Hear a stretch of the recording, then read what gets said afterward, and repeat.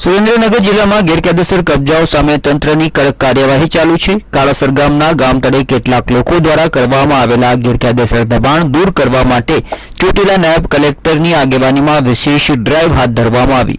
મામલતદાર, police staff અને તંત્રની બીજી ટીમો સાથે મળીને આ કાર્યવાહી કાર્યક્ષમ રીતે પૂર્ણ કરવામાં આવી। મળતી માહિતી મુજબ કાળાસર ગામના ગામ તળે ગયા કેટલાક સમયથી ગેરકાયદેસર રીતે મકાનો તથા અન્ય માળખા ઊભા કરવામાં આવી રહ્યા હતા। ગ્રામજનો દ્વારા તંત્રને આ અંગે અનેક વખત રજૂઆતો કરવામાં આવતા જિલ્લા પ્રશાસને સ્થળ પર પહોંચી કામગીરી શરૂ કરી। નાયબ કલેક્ટરની સૂચનાથી સૌથી પહેલા વિવાદિત વિસ્તારોનું પેપર વર્ક ચકાસવામાં આવ્યું। ત્યારબાદ મામલતદાર, તલાટી, સરપંચ પ્રતિનિધિઓ અને પોલીસ દળની હાજરીમાં ગેરકાયદેસર બનાવટોની તોડી પાડવામાં આવ્યા હતા અને આ પ્રક્રિયા શરૂ કરાઈ। તંત્રએ જેસીબી અને અન્ય મશીનોની મદદથી લગભગ તમામ ગેરકાયદેસર માળખા દૂર કરી ગામતળનો વિસ્તાર પાછો હસ્તગત કર્યો। આજની કાર્યવાહીથી ગામતળનો વિસ્તાર સ્વચ્છ અને ખુલ્લો થયો છે। સાથે જ ગ્રામજનોમાં તંત્ર પ્રત્યે વિશ્વાસ પણ વધ્યો છે।